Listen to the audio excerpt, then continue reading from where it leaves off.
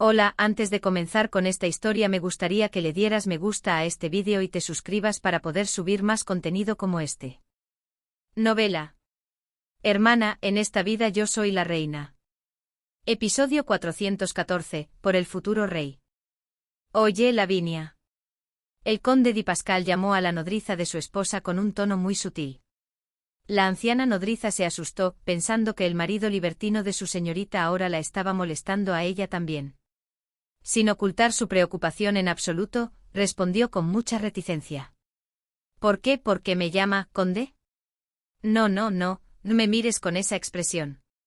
El conde Di Pascal, que tenía algo que conseguir, se acercó de manera muy amigable. Sin embargo, la nodriza no era fácil de convencer. ¿Con qué expresión le miro, conde? Pero el conde Di Pascal era un mujeriego profesional. Sabía cómo hablar con las mujeres. El conde finalmente logró superar la desconfianza desbordante de la nodriza y, de alguna manera, la convenció. Es por el viñedo que le voy a regalar a Francesca. ¿Usted le va a hacer un regalo a nuestra señorita? Tanto el hablante como el oyente sabían que se había omitido el ¿qué te pasa? Sin embargo, el conde Di Pascal, que ahora estaba desesperado, perdonó toda esta arrogancia.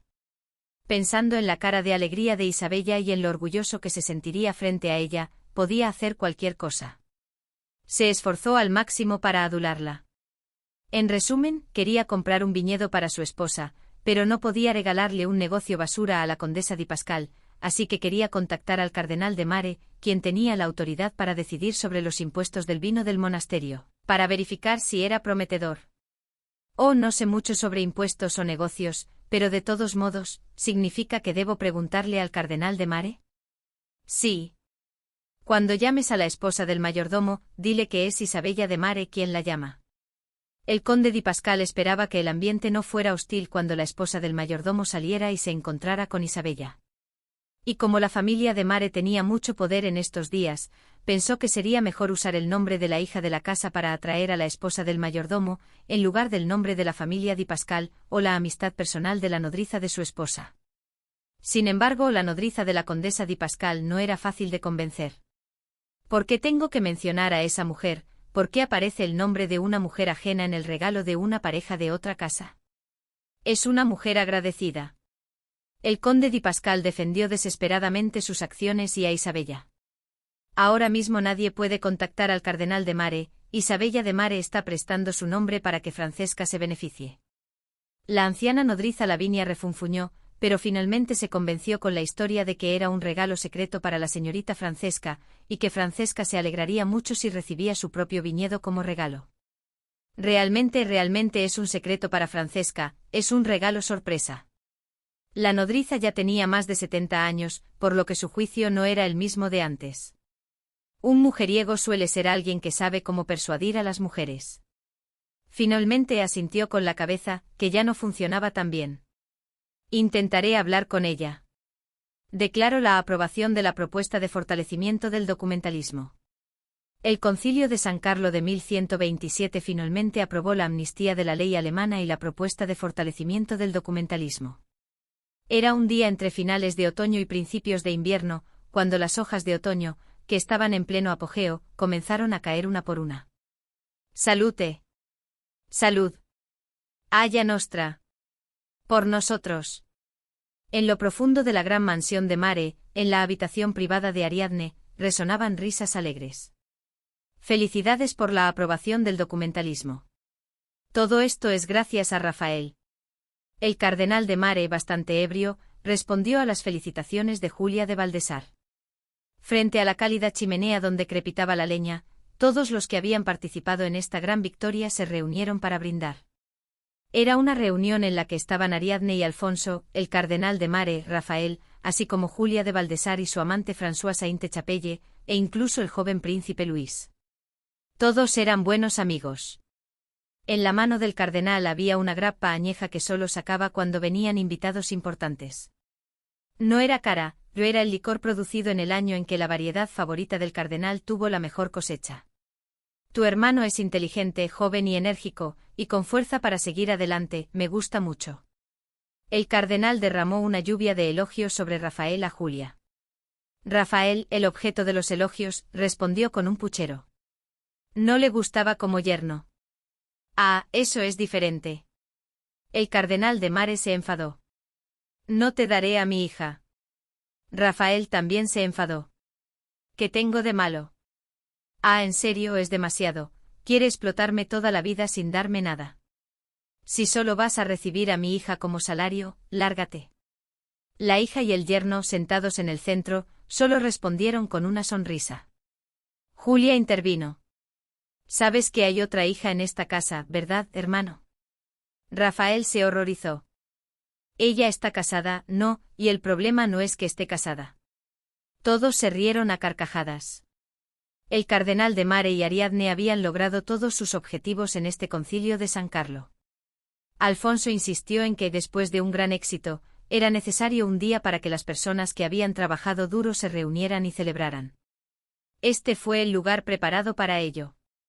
Ariadne se preguntó si era realmente necesario, pero inesperadamente estuvo bien. Ariadne se sorprendió de nuevo con esta propuesta de Alfonso. Eran personas muy diferentes. Para Ariadne, que había comenzado desde abajo y había escalado con dificultad, el concepto de descansar después de lograr un objetivo simplemente no existía. Después de lograr un objetivo, siempre había el siguiente obstáculo. Esto creo que es mejor de lo que pensaba. Ariadne le susurró a Alfonso.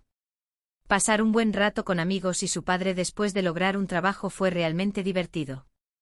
Una experiencia de relajación total, sin imitar a nadie más, sin tener que mentir, sin tener que tener cuidado con lo que decía. Y la emoción flotando en el aire, la sensación de que podíamos lograr cualquier cosa. Alfonso sonrió con orgullo. Siempre le resultaba agradable hacer que Ariadne experimentara algo por primera vez. Era el tipo de alegría que se siente al ver la admiración de una criatura cuando un cachorro pisa la nieve por primera vez, o cuando se le da fruta a un bebé por primera vez. Me gustaría que descansaras un poco más. Alfonso besó ligeramente los labios de Ariadne, que se había acercado mucho para susurrarle, y luego susurró. Duerme más, sé un poco más perezosa, y no te preocupes por las cosas triviales. Al escuchar esas palabras, el ceño de Ariadne se frunció. Pero sin mí, las cosas no funcionan. Ella era una microgerente nata. Su credo era que en lugar de delegar y sentirse frustrada, prefería hacerlo ella misma. Esto no tenía nada que ver con el estatus. Incluso en su vida anterior, cuando era la futura consorte regente y estaba a cargo de la Casa Real, no podía dejar pasar las cosas pequeñas. Aunque su pareja en ese momento lo fomentaba activamente. Alfonso le aconsejó. Podría ser mejor de lo que piensas. Confía en tus subordinados. Eran las palabras de un hombre que había tenido la organización del Palacio del Príncipe bajo su mando desde que nació. Aprendió a tratar con individuos solo cuando fue al campo de batalla y comandó a los miembros de su pelotón. Para el Alfonso anterior, el trabajo era algo que la organización hacía, no una persona específica, y no tenía ninguna objeción a que el trabajo se hiciera de esa manera. Porque así era. Por el contrario, Ariadne, que se había hecho a sí misma, frunció el ceño. Ariadne no tenía ninguna fe en que las cosas funcionarían por sí solas sin su intervención. La única persona en la que confiaba plenamente era Sancha. De hecho, confiar en Sancha era confiar en su lealtad e inteligencia, no en que Sancha pudiera hacer todo en ausencia de Ariadne. Si Sancha pudiera hacer todo, ¿dónde estaría la necesidad de Ariadne? Deleguemos en otros y descansemos un poco, sí. Ariadne pensó que las palabras de Alfonso eran la despreocupación de alguien nacido con una cuchara de plata. Sin embargo, no discutió. No tenía tiempo para eso. Sus gruesos labios comenzaron a ir más allá de un corto beso de pájaro. Los besos se hicieron más frecuentes. El tiempo que los labios permanecían unidos también se hizo más largo.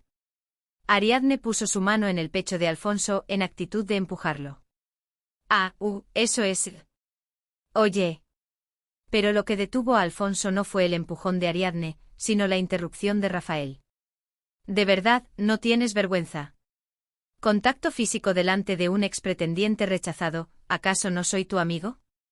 Sin embargo, el orgullo de Rafael no le permitía gritarlo tan directamente. Él lo insinuó. O eso creyó.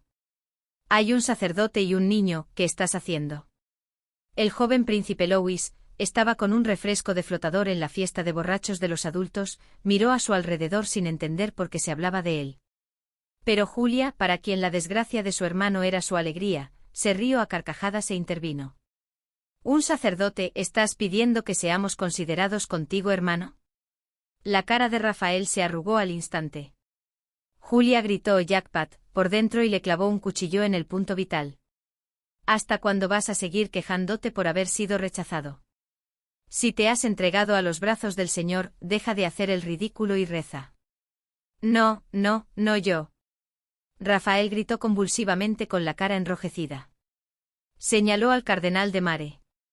También está su padre aquí. Bien. Perfecto, lo manejé bien. Sin embargo, por mucho que el cardenal de Mare hubiera cambiado para bien, todavía estaba lejos de ser un padre común. El cardenal, sorbiendo vino caliente en lugar de la grappa que se había bebido por completo, respondió con calma. Bueno, entre marido y mujer, eso puede pasar. No, eso es en la intimidad del dormitorio, y delante de su propio padre.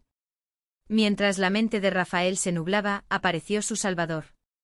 Era François, quien tenía al joven príncipe Luis bien pegado a su lado. Así es. Es malo para la educación. François era el arma secreta contra Julia. Julia se cayó al instante. Sería un gran problema si la visión de las mujeres del futuro rey de Gálico se distorsionara. Con el apoyo de François, Rafael se sintió envalentonado. Pero Alfonso estaba perplejo. No, ¿qué hice yo para que digas eso? Si un rey ama y se dedica solo a su esposa, ¿no es esa la visión correcta de las mujeres? Más bien, una educación adicional. El suegro interrumpió el parloteo del yerno. No es que quisiera interrumpirlo, sino que estaba bastante ebrio y animado. El cardenal de Mare, de muy buen humor al pensar que el futuro rey del reino de Gálico estaba en su casa, levantó su copa. Por el próximo rey de Gálico. Ariadne aceptó rápidamente el brindis de su padre. Por el próximo rey del reino etrusco. Aunque era algo que nunca se podría decir en otro lugar mientras León III los miraba con ojos furiosos, aquí era un lugar donde se podía decir. Julia, Rafael y François repitieron alegremente. Por el objetivo. Por nosotros. Por el reino. El joven Luis también levantó el refresco de flotador que tenía en la mano. Por nosotros. La noticia del concilio de San Carlo voló como el viento a través de las montañas de Prinoyac, donde soplaba un viento helado, y llegó a Felipe IV, que esperaba en el palacio de Montpellier. Por fin. El joven rey apretó el pomo del trono con tanta fuerza que crujió. La fecha estará bien escrita, ¿verdad? La locura brotaba de los ojos de Felipe IV. Hoy por fin, haría de su hijo el legítimo heredero al trono. Su amor no estaba equivocado. Todos lo señalaban con el dedo, pero el poder aplasta los escándalos. Con el poder del rey de Gálico, incluso lo que está mal puede convertirse en correcto. Él lo creía así. Hoy era el día para confirmar su poder.